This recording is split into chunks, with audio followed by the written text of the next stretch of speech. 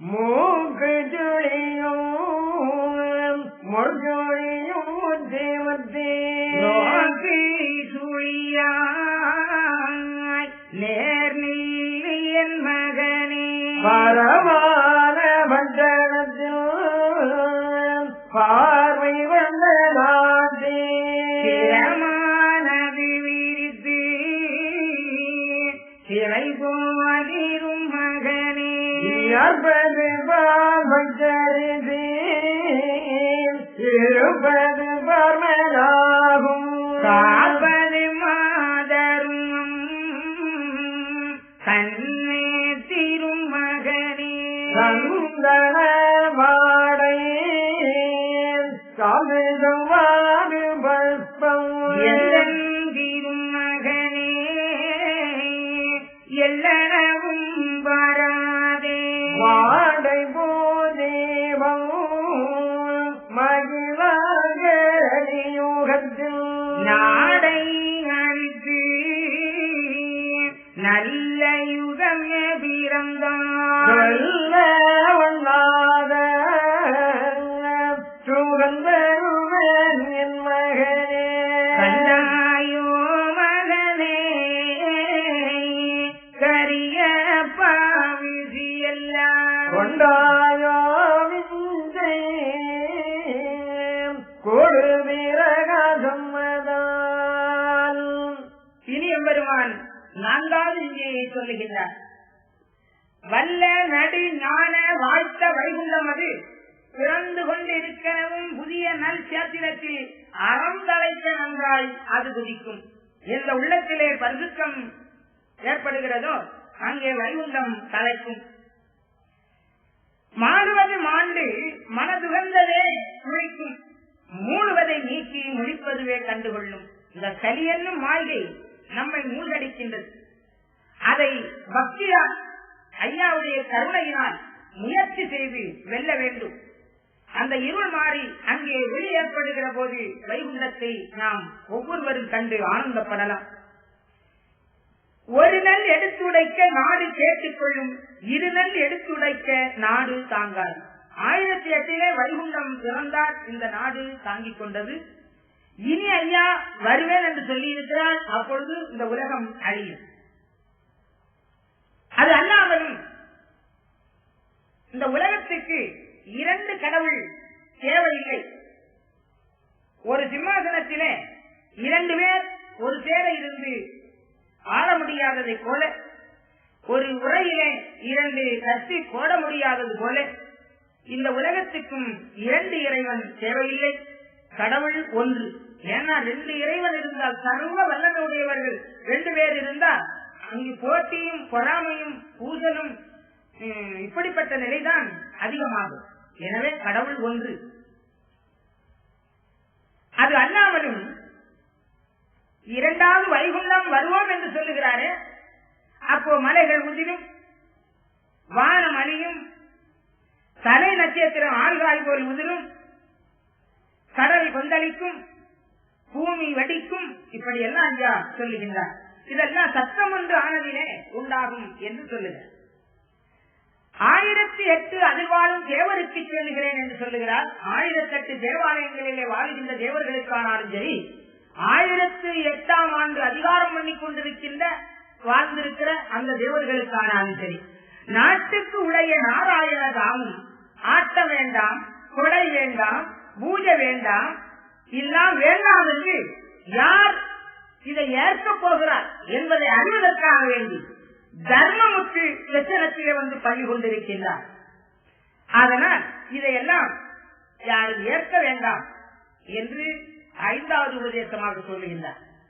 இனி அடுத்தபடியாக சூறான பேய்களுக்கு சொல்லும் முறை கேளு, வாரான நாரணதான் வாய்த்த தர்மமே நினைந்து கவிழ்ந்து சிறை போல நவமிருக்கிற காரணத்தினாலே லோகமதில் ஊர்ந்து திரிகின்ற உயிர் பிராணி யாதொன்றையும் வெளிகொள்ளக்கூடாது. இரத்தவரை தீபம் தூபம் இறைப்பட்டை முதலாய் சற்றும் வெளிவாகம் தாங்கான ஒட்டாது. காரணம், தர்மம் நினைத்து தவசிருக்கின்றார் நாராயணன். இதை உட்படமாக அறிந்தவர்களாலும் ஒதுக்கி இருங்கோ, அந்த அதர்மங்களை செய்யாதீர்கள் என்று வீரப்பசாசரியர் சொல்லுதற்கு விஞ்சையை பெறுகின்றார் வைகுண்டராஜர். இனி இந்த 6 விஞ்சைக்கு பின்னாலே வைகுண்டராஜருக்கு சொல்வது, உலகத்துக்கு சொல்வது, உடந்த மக்களுக்கு சொல்வது என்று விஞ்சைகளை ஒவ்வொன்றாக சொல்லி வருகின்றார். மகனே, நந்திகட்ட நீசர்கள் மட்டை எடுத்து அடிப்பார்கள், மண் கட்டி கல்லறிவார்கள். அதையெல்லாம் கண்டு நீ பயந்து விடாதே. நீ பெற்றிருக்கின்ற உபதேசத்தின்படி நீ தவமாக இருந்து தவத்தால் இந்த உலகத்தை வெல்ல வேண்டும். நாட்டை தடுத்த நவிந்த கனிச்சக்கரத்திலும் ஓட்டக்கலத்திலும் உப்பு விரும்பதிலும் மொழியாது. அப்போது தாங்கியிருந்த ஆனவை உரைப்பார், இப்போது என் பிதாவே என்னை இந்த பருவம் மகள் வளர்த்து பகந்தீரே நயமெல்லாம் குரு பிரகசனதாய் உபதேசம் செய்தீரே. சங்கரே சகப்பனே நிவேனும் பொங்கு கடை துயின்ற புண்ணியரே நீர்வேணும். என்னுடைய முத்துயரா எல்லாமே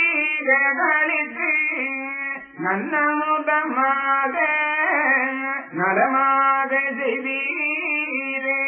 இன்னும் கலியுகத்தில் இருக்க போய் சொல்லீரே, உன்னை அறியாமல் உங்களில் உள்ளோர்கள் என்னை மிக பழித்து எதுவான நிசரணல்ல அல்லாமல் முன்பற்ற அவர்களுடன் பெற சொல்லி கொல்லாத நிசரெல்லாம் பேசி அடிப்பானே.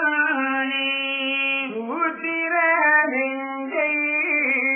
தொழிலை அறியாமல் யூத்திர நிசனெல்லாம் ஒழுங்கு தப்பி மாழ்வானே. நம்முடைய ஜாதி நம்மை மிக காண வந்தான், செம்மை கட்ட நீதன் சிதற அடிப்பானே. ஆனதாலம் ஜாதி அகலம் நின்று வாடிடுமே என்ன சொல்லுகிறீர் என்னுடைய நாயகமே. முன்னென்னை வெற்ற மொய்குளனாம் வீரங்கள் என்னதிவாலே இயல்பு பெற வேணும் அல்லோ.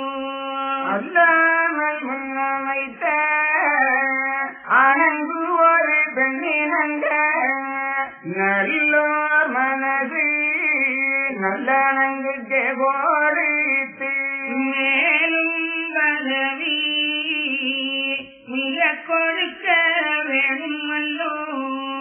இப்படிய நல்ல இயல்பு பெற அருளி எப்படியும் என்னை வந்து ஏற்க வரும் நாளும் எல்லாம் விவரம் இயம்பி அனுப்புவந்தாத பெருமாள போரறிவும் சொல்லும் அந்த உடனே ஆதி நாராயணரும் சிந்தை மகிழ்ந்து திருமகனை அறிவீக.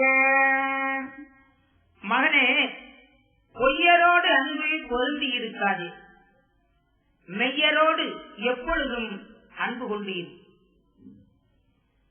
பொய்யான இந்த உலகத்திலே உன் மனதை அதிகப்படியாக நாட்டாது, மெய்யான இறை அன்பு எப்பொழுதும் உள்ளத்திலே நிறைந்திருக்கட்டும். அது அல்லாமலும் இந்த உலகத்திலே வர்மத்தை வதைப்பதற்காக நீ செல்லுகின்றாய். வர்மத்தை வதைக்க வேண்டுமானால் தர்மத்தால் தான் முடியும்.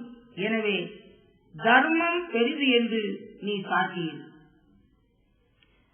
மூக்கு சுழியும் முச்சுளியும் முத்தி முத்தி நோக்கு சுழியால் நேர் நெல்லும் மகனே, எப்பொழுதும் நீ பரமான பட்டணத்தில் பார்வை கொண்டே நாட்டி சிரமானது விரித்து சிறைபோல் இருக்க வேண்டும்.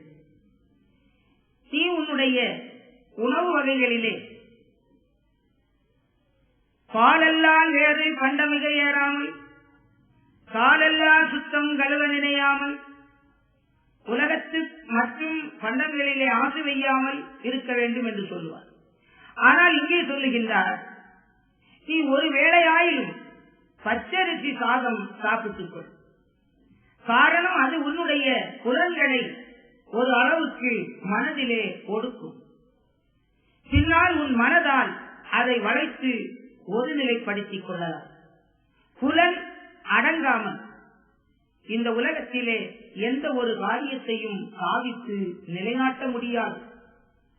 நீ சொல்லுவது, நீ வாழ்வது இந்த உலகத்திலே நிலைநாட்டப்பட வேண்டுமானால் புலனடக்கம் வேணும். அதற்கு பச்சரிசி பால் ரொம்பவும் முக்கியம்.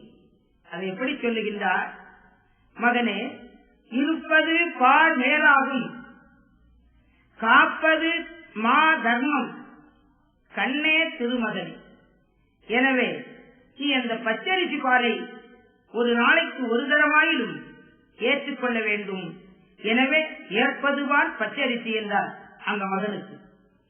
அது அல்லாமலும் இந்த நெறியானது, இந்த நிலையானது கைகூடும் வரையிலும் எந்த விதத்திலும் சாந்து சவ்வாது புஷ்பம் உலக ஆசாபாசங்கள் இந்த மாதிரிப்பட்ட நிலைகளிலே நீ கருத்து ஊன்றிவிடாதே.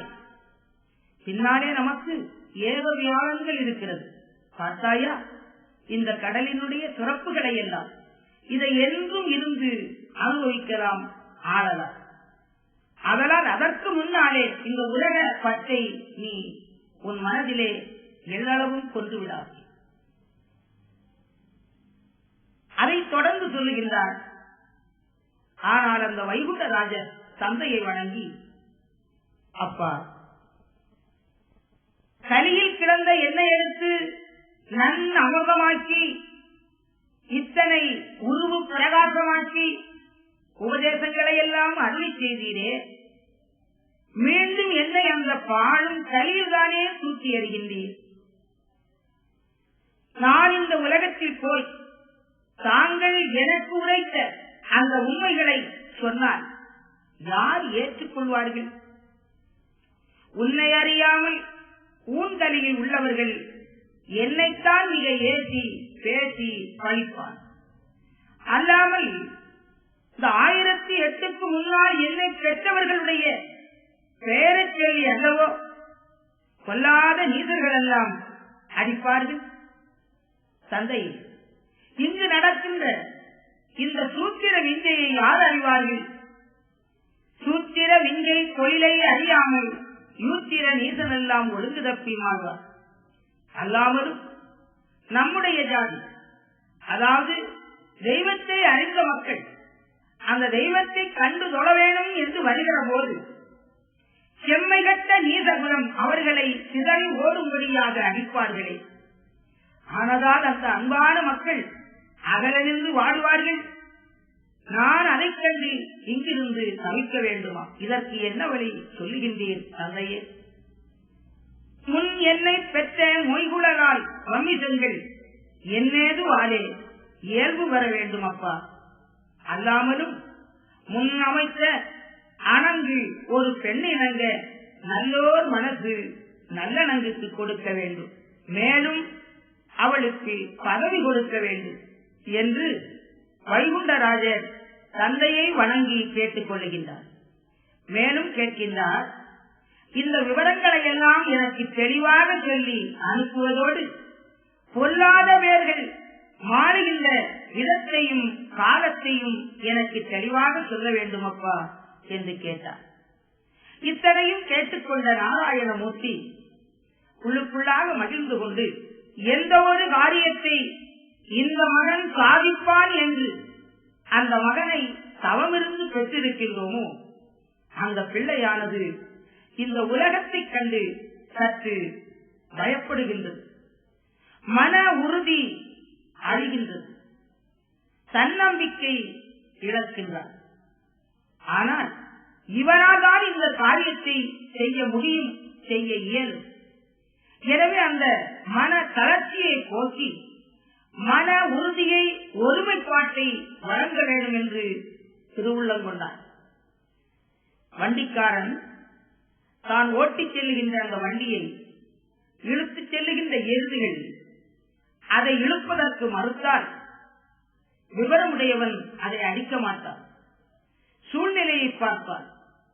அந்த எருதுகளை பற்றி நன்றாக அறிந்தவன் இந்த பாரத்தை அது சாதாரணமாக இழுத்துவிடும், ஆனால் இது தலை கொடுக்க மாட்டேன் என்கிறது, கால்களை உதறுகிறது, சண்டித்தனம் பண்ணுகின்றது. காரணம், இந்த தடம், இந்த வழி அதற்கு புதுசு. எனவே நாம் அதை உற்சாகப்படுத்த வேண்டும் என்று தலக்கயிற்றை இழுத்து பிடித்துக் கொண்டு அந்த 2 காளைகளையும் அவன் முதுகிலே தட்டி கொடுக்கின்றான்.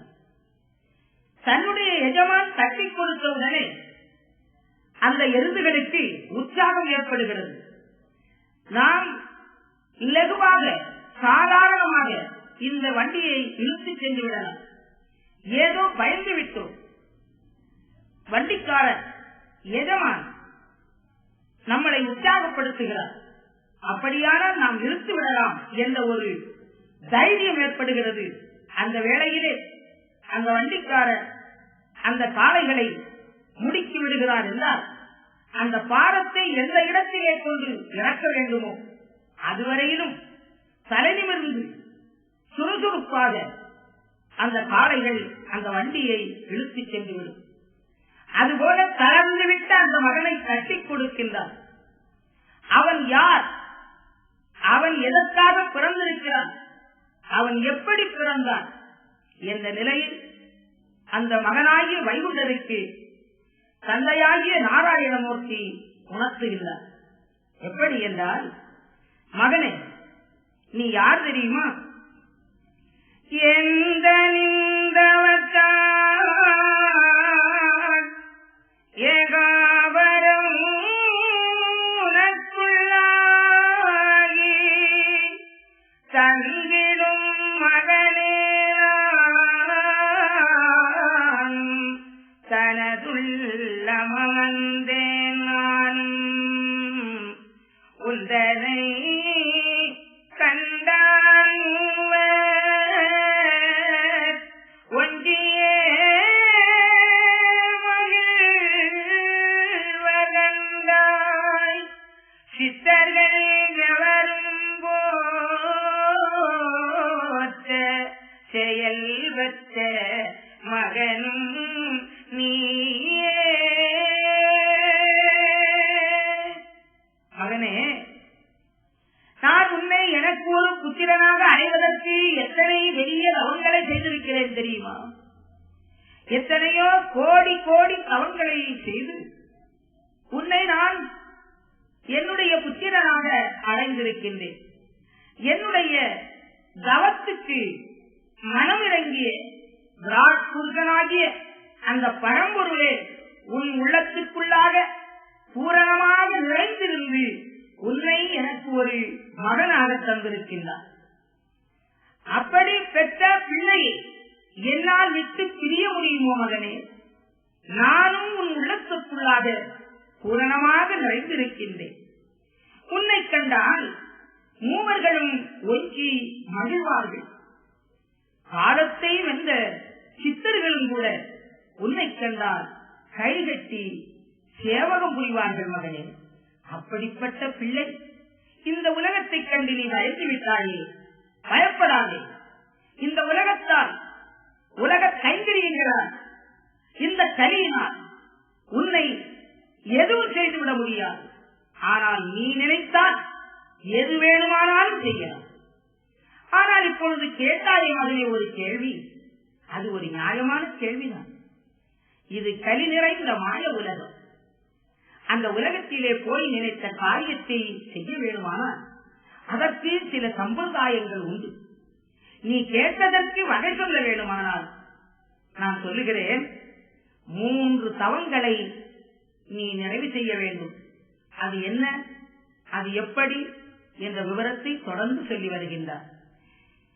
மகனே நீ கேட்டதற்கு வகை சொல்ல வேண்டுமென்றால்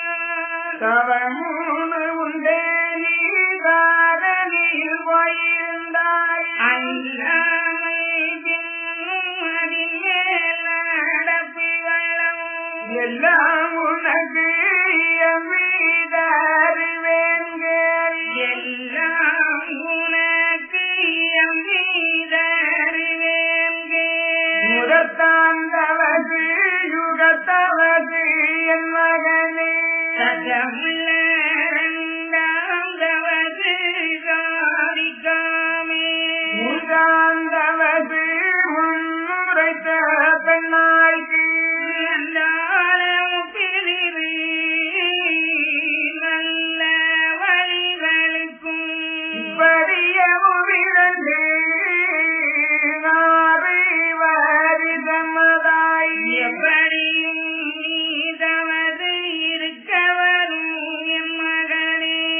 ஓராவினாந்து உத்ததவனையிருந்து பாராரும் காண பாகந்தி வந்தியூரி வசுவகை சொத்து மனவி வீடு வாசல் முதல் சற்றும் மனதெல்லாமை காணிருந்து என் மகனே.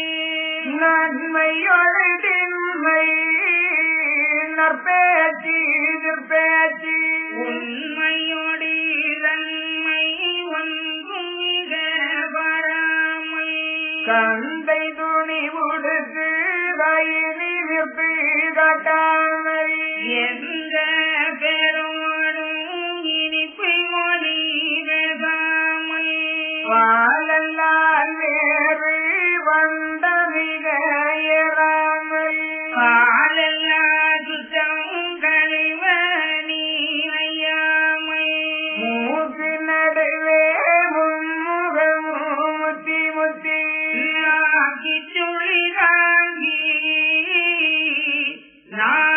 நாரணவே ஏகாவரத்தை கண்டு 2 இருப்பாய். மகாவரனை நெஞ்சில் மறவாமை எப்போதும் கண்டு என் மகனே கருத்தொன்று தன்னாட்டி கொண்டையமுதும்பி குவித்தீரு என் மகனே. இப்படியாராண்டு யுகதவதாய் அப்படியே இருந்து 6 ஆண்டு கழித்தான். நினைத்ததெல்லாம் உனக்கு நிஜமாய் முடியும் அப்பா. உனை கல்வி வேறே ஒரு பூகத்தில் இல்லை. வர்ண திருமகனே வகையதுதான் என் மகனே. நீ செய்ததெல்லாம் இறப்புத்தான் என் மகனே. நான் நீயே அல்லாமல் நடப்பதுவும் வேறில்லையே.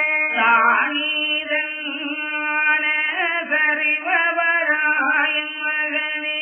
குந்தனக்கு ஏற்க உள்ளா நினைத்தபடி மிக்க நடத்தி விரும்பீரு என் மகனே. என் நிறந்த கோடி இயல்பாவம் செய்தார்க்கு நன்மிய மோட்சம் அவிலவென்றாலும் மனந்தான். 3 கோடி தருமோ உவந்தளித்த போரை தற்கோடி நரகம் அதில் கல்லவென்றாலும் மனந்தான். உனக்கு கனிந்தவர்க்கு உதவி கொடு என் மகனே. எனக்கு கணிப்பவர்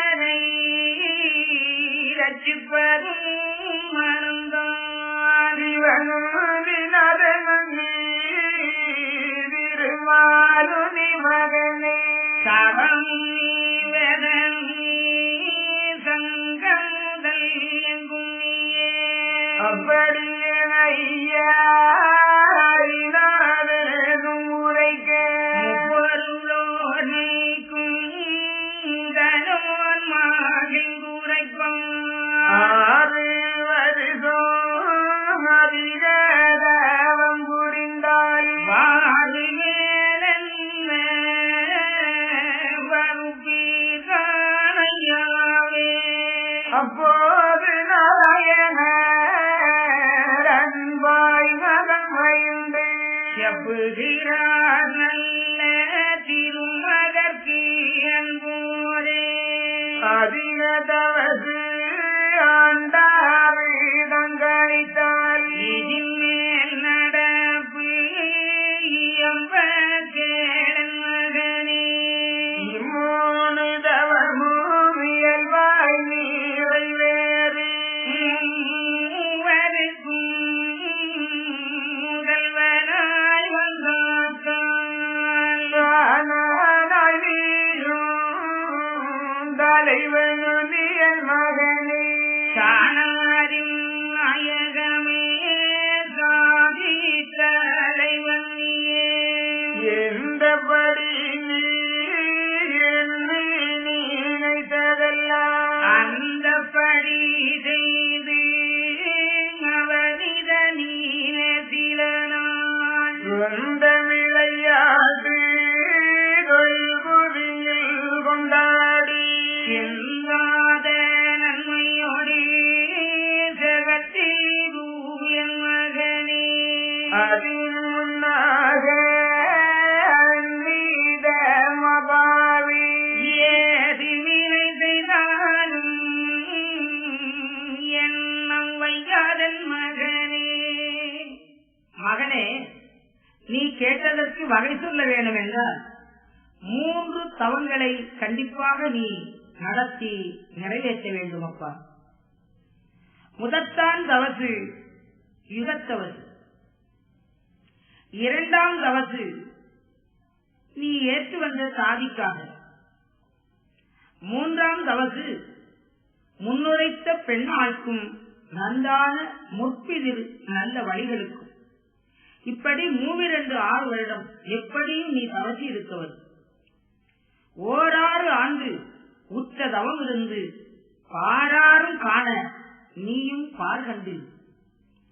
இந்த தவத்தை நடத்துகின்ற வேளையிலே வஸ்துக்கள், மற்ற வகையான சொத்துக்கள், மனைவி, வீடு வாசல் இப்படிப்பட்டவைகளிலே உன் மனம் நாடக்கூடாது. நன்மையோடு திண்மை, நற்பேச்சு துப்பேச்சு, உண்மையோடு தன்மை இவைகளையெல்லாம் நீ பார்க்க வேண்டாம். கந்தை துணி உடுத்து உன் அற்புதத்தை வெளிக்காட்டாமல் எந்த பேராக இருந்தாலும் நீ இனிப்பு மொழி பேசாமல், பாலெல்லாம் வேறு பண்டமிக ஏறாமல், காலெல்லா சுத்தம் கல்வ நினையாமல், மூக்கு நடுவே மும்முகமும் முத்தி முத்தி நாக்கு சுழி தாங்கி நாரணா நான் எனவே யதாபரத்தை கண்டு மகாபரனை நெஞ்சில் மறவாமல் இருத்தி 2 ஆண்டுகளாக ஆக 3 6 வருடங்கள் நீ தவம் இருக்க வேண்டும். அப்பொழுது கொண்டை அமுது உண்டு குளித்தீரு என் மகனே. இப்படி 6 ஆண்டுகள் நீ தவம் இருந்து தவத்தை நிறைவு செய்துவிட்டால் நீ நினைத்ததெல்லாம் உனக்கு நிஜமாக முடியும் அப்பா. உன்னை தள்ளி வேறு இந்த உலகத்திலே எந்த மூப்பும் கிடையாது. ஐயா சொல்லுவார், எல்லோருடைய மூப்பும் என் உள்ளே அடங்கிவிட்டது, இனி இந்த உலகத்திலே எவர் மூப்பும் செல்லாது. அதை இந்த தவத்தால் விளக்குகின்றார். நீ என்ன நினைக்கிறாயோ, என்ன செய்கிறாயோ அத்தனையும் நியாயம். ஏனென்றால் தவத்தால் நீ சர்வபலம் ஆகிவிடுகின்றார்.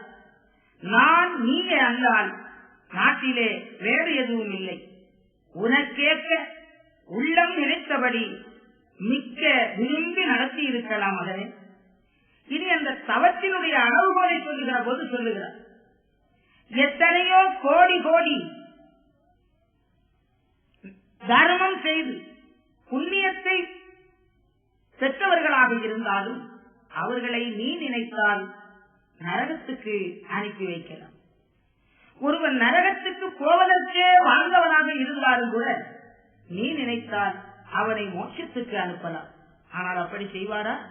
இது அந்த தவத்தால் விளைந்த அந்த தவத்தினுடைய அளவுகோல், அதனுடைய